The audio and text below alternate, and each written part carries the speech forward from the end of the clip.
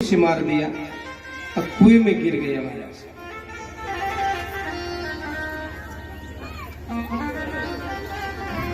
तो छोटे छोटे बालक दौड़ करके जब कुएं में देखे तो एक विशाल कायमान महाराज गिरगिट पड़ा था। गिरगिट को देख करके बालक डर गए, दौड़ करके कृष्ण कन्हैया के पास आए। कृष्ण कन्हैया दौड़ते हुए गए तो भगवान के दर्शन से महाराज एक दिव्य रूप में प्रकट हो गया। राजकुमार भगवान ने कहा, को हम, आप कौन हो? बोलो भगवान, जब दानियों की बात आती है ना, सबसे पहले मेरा नंबर, मेरा नाम आता है। अच्छा, तो फिर भैया गिरगिटान की योनि में क्या कर रहे थे जब इतने बड़े दानी थे? बोला महाराज, निर्गुणाम नरेंद्र अहम इक्ष्वाकुतनया प्रभु दारिस्य ख्यायमाने यदि ते कर्णम स्पृशम्। महाराज, मेरा नाम नृग है। मैं प्रतिदिन गैया का दान देता था। शायद कोई प्रसाद का बूंद गिन ले, शायद कोई तारा गिन ले, लेकिन यह कोई गणना नहीं कर सकता हमने कितने गैया का दान प्रतिदिन दिया। एक दिन नहीं, एक वर्ष नहीं, प्रतिदिन लाखों करोड़ों गैया दान देता था। प्रतिदिन की बात है। भगवान बोले, वाह, बूढ़ी बूढ़ी गैया का दान देता था इसलिए गिरगिटान बन गया। बोला, नहीं नहीं महाराज, पयस्वनीश तरुणी शील रूप गुणोपपन्ना। महाराज, एकदम तरुणी गाय, नौजवान जवान बच्चा देने वाली, दूध देने वाली गैया का दान। ऐसे नहीं, उसके सींग में सोना, खुर में चांदी, पूंछ में मोती का माला, पीठ पे पीतांबरी सहित, बछड़ा सहित गैया का दान देता था। फिर भैया गिरगिटान की योनि में कैसे आ गया? उसने कहा, महाराज क्या बताओ, ब्राह्मणों को हमने दान दिया, अब ब्राह्मण देवता अपने घर लेकर गए और वही गैया ब्राह्मण के खूंटा को तोड़ करके मेरे गौशाले में चली आई और हमने गैया को पुनः दूसरे ब्राह्मण को दान दे दिया। अब ब्राह्मण देवता महाराज वहां चले तो आपस में टकराव, लड़ते हुए झगड़ते हुए।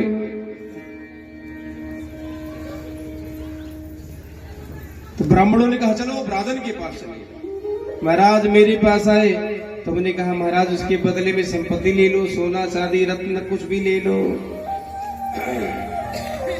ब्राह्मणों ने कहा, महाराज मैं दलित ब्राह्मण गोलाए, तेरे धन पर, तेरी गैया पर मर जाऊं। कन्यादान और गौदान एक बार दान दिया जाता है, दूसरी बार दान नहीं दिया जाता है। एक बार संकल्प होता है, संकल्प एक बार होता है। अब आप दो दो बार संकल्प करते हैं, ऐसे गैया का दान दे रहे हो। अपने आप को दानवीर समझते हो महाराज, इसलिए गिरगिटान जैसा इधर उधर कर रहे हो, इसलिए जाओ गिरगिट हो जाओ। गिरगिट होने का महाराज श्राप दे डाला। जब श्राप दिया तो अनुकरण किए, हाथ जोड़ लिए ब्राह्मण के साथ। भगवान, अपराध तो बहुत किया है, लेकिन हमने दान भी दिया है। ब्राह्मणों ने कहा, जाओ भगवत कृपा बनी रहेगी। मरने के बाद जब चित्रगुप्त के पास पहुंचा तो चित्रगुप्त ने कहा, महाराज पहले दुख भोगोगे कि सुख भोगोगे? तो मैंने कहा, नहीं नहीं महाराज, पहले दुख मैं भोगूंगा, क्योंकि ब्राह्मण का श्राप है, गिरगिटान की योनि में रहना पड़ेगा, स्वीकार है। इसलिए भगवान ब्राह्मण के श्राप से महाराज गिरगिटान की योनि में पड़ा रहा और ब्राह्मणों का आशीर्वाद है। अगर वो श्राप ना देते तो आपका दर्शन कैसे होता? इसलिए मे अति अनुग्रहम ब्राह्मण सापो। ब्राह्मण की श्राप में भी अनुग्रह छिपा है? अगर ब्राह्मण श्राप ना देते तो ठाकुर जी, जो आपका मैं चकाचक दर्शन कर रहा हूं, ये दर्शन मिलता? भगवान ने यो मस्तु आशीर्वाद दिया। तो कभी कभी धर्म करते समय भी अधर्म हो जाता है, धर्म की आड़ में अधर्म। अब कहीं तो मनीषी इसे महाराज तो संत का चोला केवल पहने हैं, धर्म का आड़ है वो, तो उसमें तस्करी का काम, कोकी चरस धार हर जगह। अब साधु बदनाम होते हैं, संत बदनाम, ब्राह्मण बदनाम हो रहे हैं। और कितने व्यापारी महाराज साधु संत का रूप धारण करके आए दिन पकड़े जाते हैं, धाम में अक्सर आया करते हैं। क्योंकि जहां धर्म है वहां धर्म भी रहता है। धर्म को पछाड़ने के लिए धर्म लगा रहता है, लेकिन कभी पछाड़ नहीं पाता। धर्मो रक्षत रक्षिताः यतो धर्मः ततो जयः। धर्मो रक्षत रक्षित, अगर धर्म के साथ आप चलेंगे तो कभी गिर नहीं सकते, इसलिए धर्म के साथ चलेंगे। राजा इंद्र की महाराज साक्षात भगवत धाम गया है।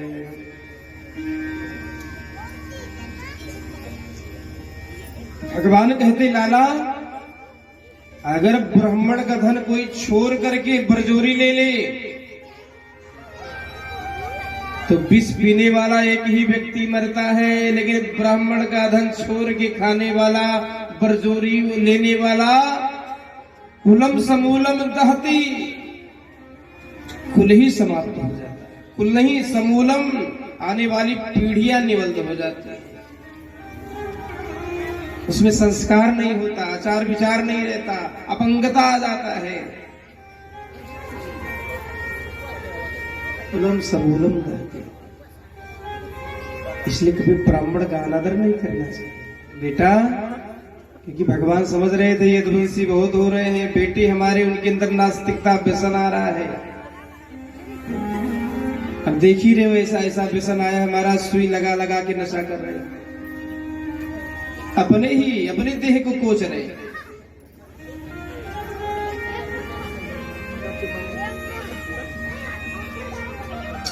धर्म की आड़ में अधर्म भी हो जाता है, इसलिए ध्यान रहे अधर्म न होने पर। धर्म कम हो ठीक है, लेकिन अधर्म न हो। आज भगवान समझा रहे हैं लाला, कभी संत मनीषी और ब्राह्मण का अपमान नहीं करना चाहिए। जिसने निरादर किया है वो सीधा नरक गया है। थोड़ा सा निरादर केवल किया, गैया को 2 बार संकल्प कर दिया और गिरगिटान की योनि में पड़ी रही। इस लाला सजग हो जाओ, फिर भी नहीं माने थे। एक दिन श्री बलराम जी विचार की, अच्छा बड़े बड़े संत मनीषी प्रश्न किया करते हैं, लोग भी प्रश्न करते हैं कि महाराज भगवान कृष्ण मत वृंदावन से आए तो वृंदावन गए क्या? गर्गाचार्य जी महाराज समाधान करते हैं, गर्ग संहिता में लिखा हुआ है, भगवान इसलिए नहीं गए क्योंकि वन का जो पुष्प होता है वन में ही सुशोभित होता है। लेकर आओगे तोड़ के ना, या खोद कर लेकर आओगे, यहां लगेगा नहीं, सूख जाएगा। तो ग्वारिया का भगवान का मित्रवत स्नेह है, सखत्व भाव है। अब वहां भी कह देते थे रे कन्या चल भैया कबड्डी खेलते हैं, और वहां से आकर के ब्रजवासी अगर मथुरा में कहते, क्योंकि यहाँ भगवत रस है, सब लोग भगवान की विराट रूप को देखे हैं, कंस को मारते हुए देखे हैं, चाणूर मुष्टिक का उद्धार करते हुए देखे हैं। यहाँ भगवत रस है तो महाराज प्रेम मित्र रस में, भगवत रस में टकराव हो जाता है। क्योंकि उल्टे बोलते, अनपढ़ गवार ग्वारिया है, कहते रे कनुआ, तो उद्धव जैसे ज्ञानी को पसंद न आता, रसाभास हो जाता, टकराव हो जाता, युद्ध हो जाता, लड़ाई हो जाता कि हमारे भगवान को ऐसे बोल रहे हो। इसलिए भगवान ने विचार किया, अगर आता जाता रहा तो ब्रजवासी भी आएंगे हमारे प्रेम में, इसलिए भगवान वृंदावन। एक और भाव है, जरासंध बड़ा कट्टर दुश्मन था भगवान का, 17 बार चढ़ाई किया, बुरी तरीके से हार गया था। 18वीं बार में ब्राह्मण की अज्ञात से, ब्राह्मण की विजयश्री मंत्र से महाराज भगवान को परास्त कर दिया। भगवान को भागना पड़ा क्योंकि भगवान ब्राह्मण है। जब ब्राह्मण की बात आती है भगवान झुक जाते हैं, ब्राह्मण को जिता देते हैं, विजयी बना देते हैं, अजयी बना देते हैं।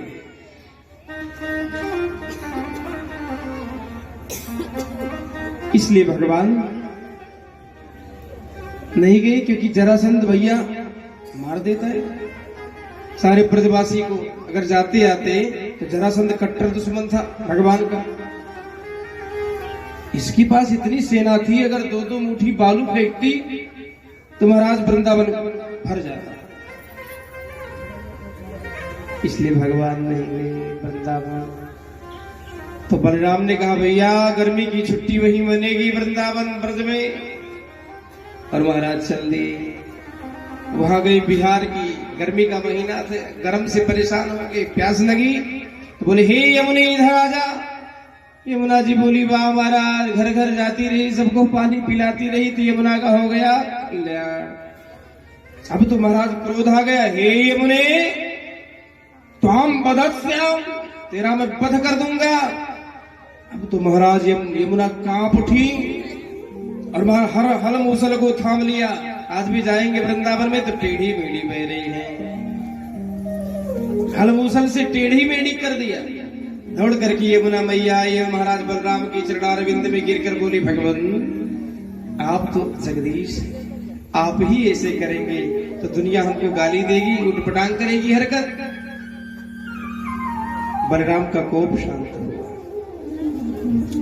क्योंकि बीच बीच में जब बलराम का चरित्र सुनते ही परीक्षित जी तो प्रसन्न है जाते हैं, गदगद है जाते हैं। बलराम का ऐसे महाराज बड़ा विख्यात बलम विदुहु शेषनाग जी के अवतार है श्री बलराम जी महाराज।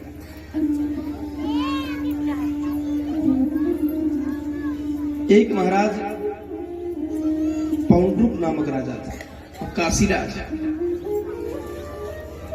तो काशीराज ने कहा अरे भैया पौंड्रुक, इसमें ज्यादा माल नहीं आ रहा है, तू भगवान बन जा तो दुनिया के लोग आवेंगे, चढ़ुआ देंगे, भैया मालपुआ सटका के खाएंगे दोनों लोग मिल मिल के, तो क्या करूं?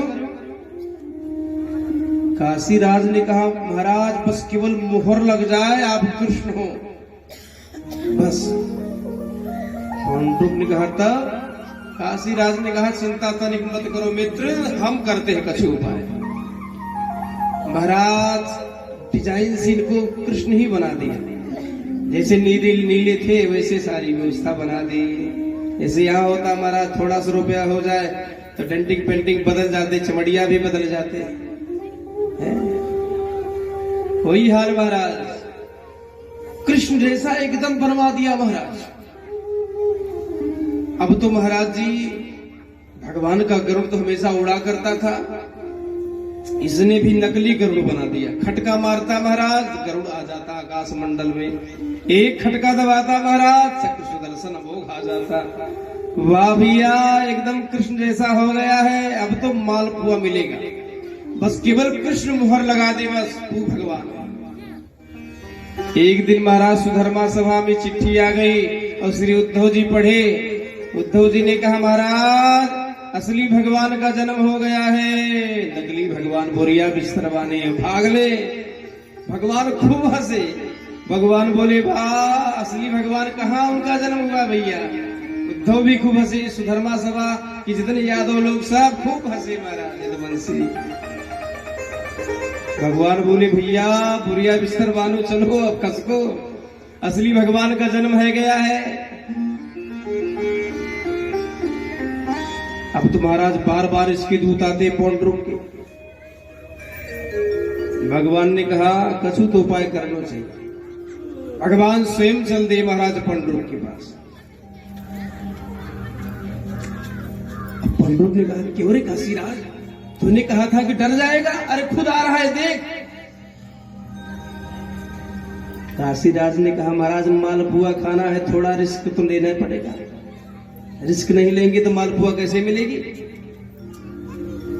तो क्या करूं, युद्ध करो चलो।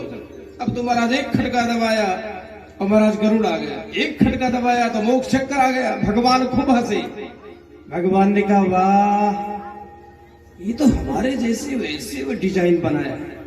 अब हम हमारे जैसे बनने में कितना मेहनत किया होगा, कितना चिंतन किया होगा।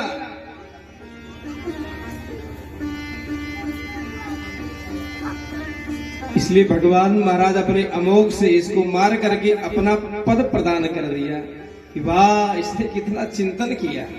इसलिए गोस्वामी तुलसीदास जी लिखते हैं, भगवान का भजन कैसे भी भजो, बैर से भी भजो तब भी कल्याण, भाव से भी भजो, अगड़ाई से, आलस से, भगवान आपको अपना पद देंगे। भाव कुभाव अनखियाल सब, भाव कुभाव अनखियाल सब, नाम जपत मंगल दिस दस, भाव कुभाव अलखयाल सब, नाम जपत मंगल दिस दस, भाव कुभाव अनखियाल सब, भाव कुभाव अलखयाल सब, नाम जपत मंगल दिस दस, नाम जपत मंगल दिस दस,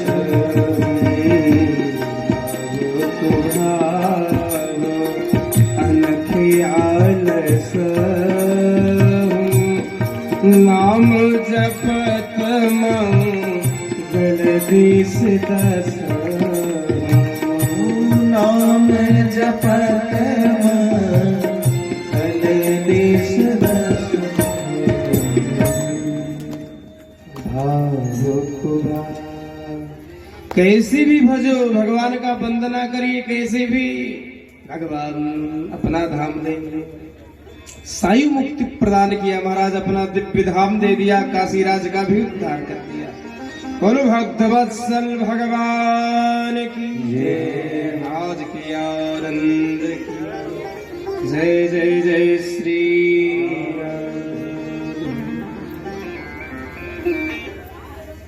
भगवान का दिव्य दिव्य चरित्र।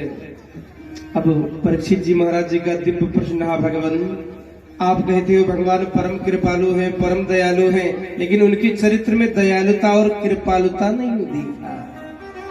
तब याद आ गया सुदामा चरित्र। तब श्री सुखदेव जी बोले वाह राजन, अरे वो तो परम दयालु है, दीनानाथ है।